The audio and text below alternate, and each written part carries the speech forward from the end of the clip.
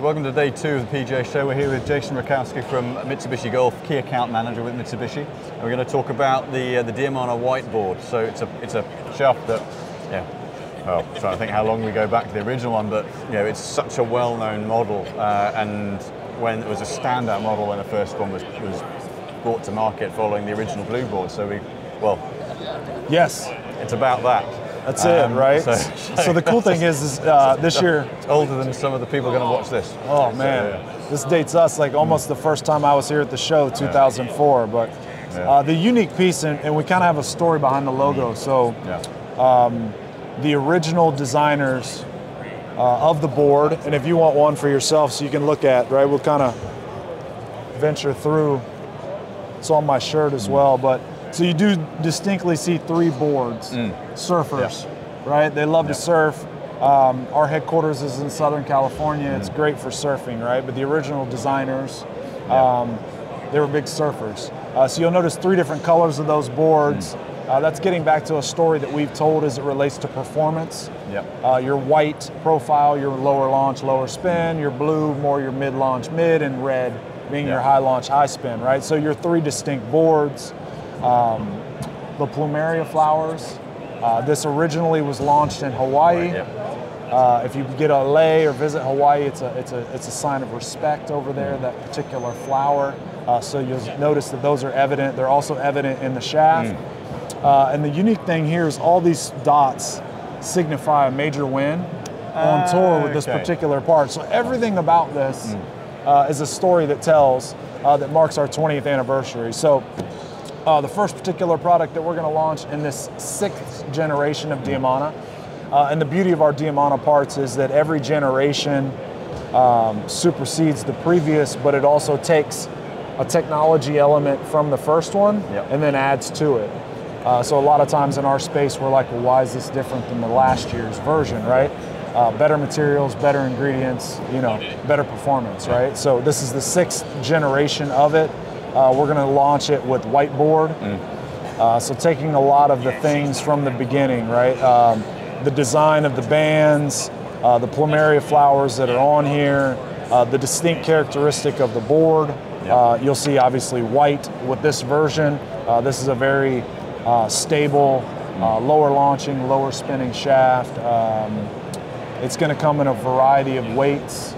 From 43 grams all the way up to 83 grams. We actually went back to the story of the 63, 73, 83 with this, which is kind of unique. So there's a lot of nostalgia that's built in, but it's also taking that legacy and kind of moving it towards the future with modern materials and modern performance. It looks like with the X-Link there, I mean, that's something that's Tensei is where new materials are kind of trialed a little bit more, and DIAMANA has always been about feel.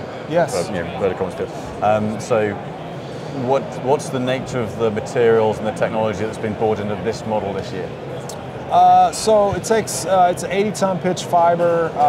X-Link it's an X-Link resin tech. So it's actually a way to fuse or make the composite shaft, right? So if you just add graphite, it'd be tough to glue it together. If you had a ton of glue, then it wouldn't feel good, right? So one of the others, right? So X-Link resin just allows us to essentially take carbon, take glue or the resin that's in it, and mesh it together in a performance and a feel that feels amazing. So it was been around, and you'll notice it in all of our 1K family. It's more prominent in this 6th generation DIAMANA, but yes, it's more a material design process, application process. So getting essentially the tip stability that the whiteboard was always known for, but that smoothing, because that's the Tensei, the 1Ks are a particularly smooth feeling shaft. And that's going to, I guess, the original one that those old ones like us remember was a stout shaft. And there are players that love that feel, but that made it quite particular. And I think now with some of the other shafts that are out, and where across different brands, and particularly with Mitsubishi with the Tensei range, that kind of it almost, I'm not going to say softens it down, but it makes it slightly more approachable.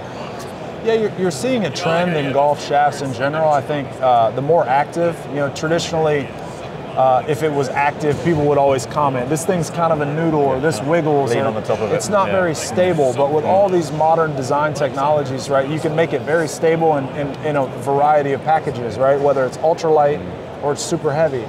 And so I think you're seeing a trend of that in design where, you know, you can try lighter weights because they are just as stable, or you can, you know, like your 73s or your 83 grams, and you like the heavier ones that you know maybe package well together with a 7 wood, or I mean, how many? I just saw Tommy Fleetwood at a 9 wood right in Dubai. You know, you maybe don't want to put a 43 gram shaft in a 9 wood, but you know, with an 83 gram TX or something like that, you can now blend these together at different lengths, whether it's a 46 degree or 46 inch driver, or you know, a 40 inch 9 wood, right? There's a lot of variety there.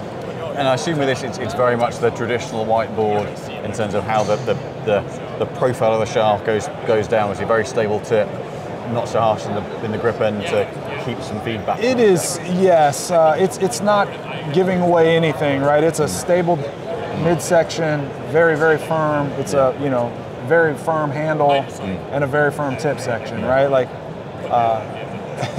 obviously there's some varying degrees of that, but for the most part, like, this is meant for it'll, you know, I think cast a wide net of golfers, but at first glance, it's probably going to be for the more modern, athletic, hard swinging, speed golfer, right? Strong transition. Strong transition. Those that gravitated towards whiteboard in the past, because they were really looking for something to be super stable. And I think you'll have that, where you really truly will have the lowest, probably one of the lower launching, lowest performing shafts that we have ever offered.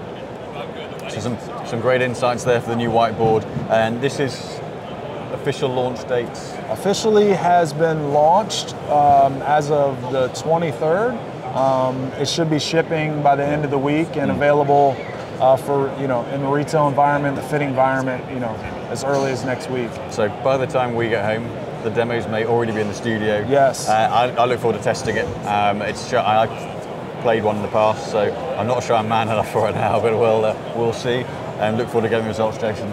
Yeah, I think that if there's anything to end with is like, try it. You never really know, right? Sometimes I think when you categorize shafts based on performance, sometimes maybe a low launch, low spin might be scary to some people, but at the same time, if it's matched up with the appropriate club head, and that's what your job is, right? You guys and your team is amazing in providing different things in the fitting environment to be able to try different weights and different flexes to match it up. But I wouldn't let it scare you, but try it as long as the flex is right and the weight's right.